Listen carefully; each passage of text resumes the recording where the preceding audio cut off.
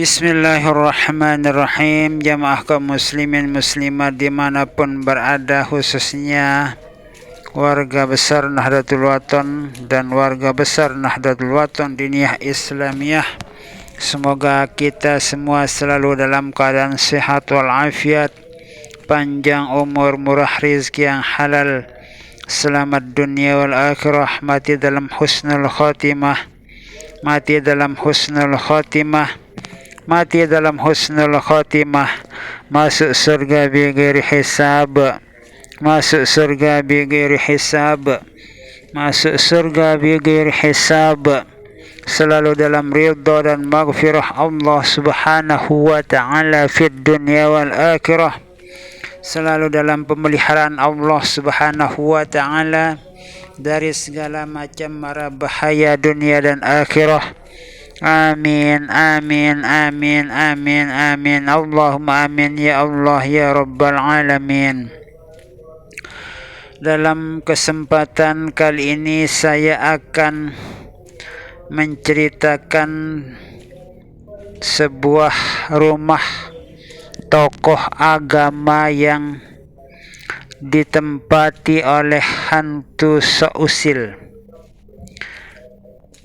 Kita ini menuju di mana rumah tersebut menurut penuturan anak dari tokoh agama tersebut beberapa malam yang lewat setelah kami selesai mengadakan acara rafat di rumah seorang ustaz, rumah seorang tuan guru.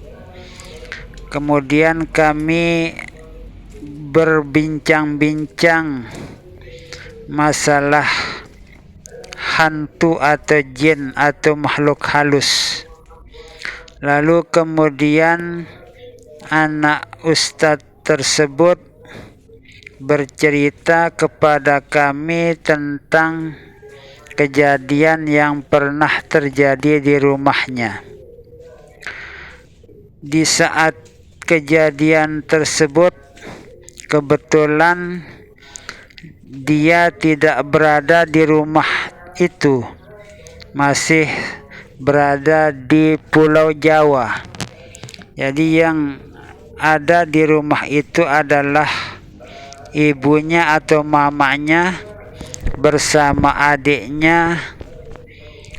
Di tengah malam sekitar jam 3 malam itu tiba-tiba sepeda motor yang ada di tempat atau di garasi motornya itu, padahal terkunci pintu garasi tersebut dengan bagus, namun secara tiba-tiba sepeda motor itu berbunyi. Lalu kemudian mereka berdua itu, adik dari anak ustadz yang bercerita kepada kami itu, terbangun berserta mamanya atau ibunya. Lalu kemudian mamanya berserta adiknya itu melihat-lihat dari jendela rumahnya apakah pintu garasi motornya itu terbuka atau bagaimana. Ternyata pintu garasi itu tidak terbuka sedikit pun. Namun kok anehnya, padahal tidak pernah dihidupkan oleh si pemilik motor, tiba-tiba motor tersebut berbunyi. Sudah dikunci oleh si pemilik motor, namun secara tiba-tiba motor itu berbunyi dan tidak diketahui siapa yang membunyikan motor tersebut. Ini menurut cerita anak seorang tokoh agama tersebut. memang sejak baru-baru ditempati rumah tersebut ada juga kejadian aneh di antara maghrib dan isya itu. Menurut cerita mamanya yang bercerita itu kepada kami, sebut saja namanya si Khalis. Jadi si Khalis, mama si Khalis itu bercerita dulu waktu baru menempati rumah tersebut. Di antara maghrib dan isya itu, padahal pintu rumah di dekat teras rumah itu tertutup rapat, tertutup rapi. Namun secara tiba-tiba pintunya itu terbuka. Melihat keadaan pintu itu terbuka, mamanya si Khalis itu menjadi ketakutan. Menjadi ketakutan karena melihat pintu itu secara tiba-tiba terbuka. Demikian juga motor yang secara tiba-tiba berbunyi di tengah malam itu. Mamanya si Khalis beserta adiknya yang bernama, kita sebut saja namanya Irsyadi. Jadi Irsyadi secara tiba-tiba mendengar motornya itu berbunyi di tengah malam. Mereka berdua itu menjadi ketakutan. Nah, itu memang kalau kita dengar dulu cerita-cerita orang, parit yang ada di sebelah barat rumah tersebut memang ada agak angker menurut cerita orang-orang dulu. Dan rumah itu sepertinya ditempati oleh hantu-hantu seusil atau makhluk halus yang agak usil. Karena menurut orang-orang yang paham terhadap makhluk halus itu, seperti manusia juga ada manusia yang usil, yang suka mengganggu temannya, suka mengganggu kiri kanannya, selalu usil. Demikian juga makhluk halus itu ada juga yang usil, senang menakut-nakuti orang. Itu yang dinamakan dengan hantu seusil. Kalau di Pulau Jawa itu biasanya hantu seusil, dia suka usil menakut-nakuti orang. Demikian juga manusia juga ada yang usil, suka usil. Jadi kita itu sama, manusia sama dengan makhluk halus itu, ada yang usil, ada yang tidak mau usil. Nah ini, jadi kita adalah sama-sama makhluk ciptaan Allah Subhanahu wa Ta'ala. Tumben sekali malam ini di saat saya bercerita, agak merinding saya dalam bercerita ini. Sepertinya ada makhluk halus di dekat saya. Mungkin ada makhluk halus mendengarkan cerita saya sehingga saya agak merinding. Tapi tidak mengganggu. Jadi makhluk halus walaupun ada di dekat kita itu, ada yang usil, ada yang tidak usil. Dia juga senang berteman dengan manusia. Jadi kita sama-sama saling menghargai sesama makhluk ciptaan Allah Subhanahu wa Ta'ala. Kita jangan saling mengganggu, karena ajaran dari Allah Subhanahu wa Ta'ala itu kita dilarang oleh Allah Subhanahu wa Ta'ala untuk saling mengganggu. Jadi kita harus saling menghormati antara sesama makhluk. Jadi irhamu man fil ardi yarhamkum man fis sama.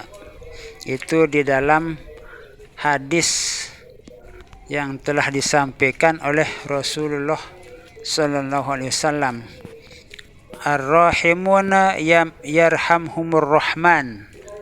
Ar-rahimuna yarhamhumur rahman. Irhamu man fil ardi yarhamkum man fis sama.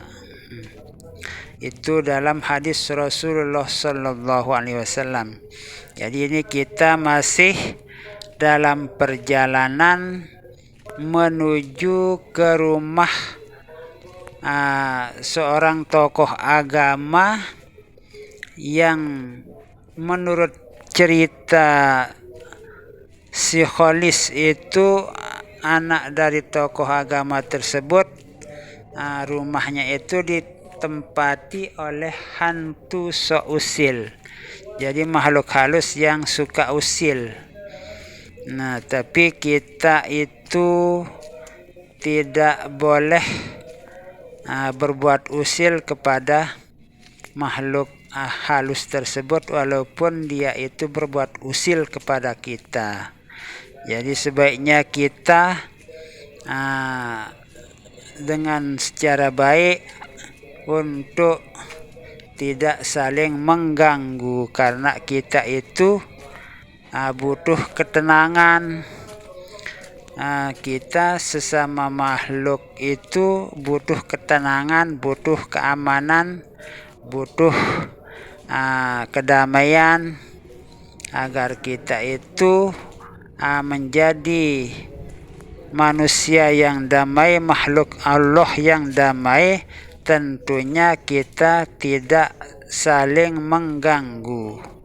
Jadi kalau kita saling mengganggu berarti tidak ada ketenangan di antara kita. Manusia tidak tenang, makhluk halus pun juga tidak tenang kalau kita itu saling mengganggu. Jadi kita dalam perjalanan jadi agak cukup jauh perjalanan kita menuju tempat tersebut, karena situasinya agak panas juga di siang hari, sehingga kita itu dalam menuju ke tempat tersebut mencari tempat-tempat yang ada naungan agar kita itu tidak terlalu kepanasan melewati lorong-lorong untuk ke tempat atau ke rumah tokoh agama yang kita maksudkan itu. Jadi tentunya menurut orang-orang atau paranormal atau orang-orang yang paham terhadap makhluk halus, tentunya makhluk halus itu ada di masing-masing rumah orang katanya. Jadi di setiap rumah itu ditempati oleh makhluk halus. Namun ada yang jahat, ada juga makhluk halus yang tidak jahat. Walaupun makhluk halus itu jahat di rumah kita, kalau kita tidak berbuat jahat, dia tidak akan jahat kepada kita. Dia juga akan menghormati kita. Namun kalau kita berbuat macam-macam di rumah kita itu, baru makhluk-makhluk itu bisa berbuat jahat kepada kita. Karena tujuannya untuk menasihati kita, sebab di dalam Al-Qur'anul Karim dijelaskan di sana tawasaw bil haqqi wa tawasaw bis sabri. Jadi kita itu wajib saling menasihati dalam kebagusan. kebenaran, kita diwajibkan untuk saling menasihati. Tawassaw bis sabri juga kita saling menasihati itu harus dengan sabar. Nah, ini sudah hampir sampai di rumah tokoh agama tersebut yang kata si Kholis itu rumah itu ditempati oleh makhluk seusil, hantu seusil. Nah, ini terima kasih, semoga apa yang saya sampaikan ini bermanfaat bagi kita semua agar kita itu tetap aman, damai, sentosa, gimahrifah luh janabi. Wassalamualaikum warahmatullahi wabarakatuh.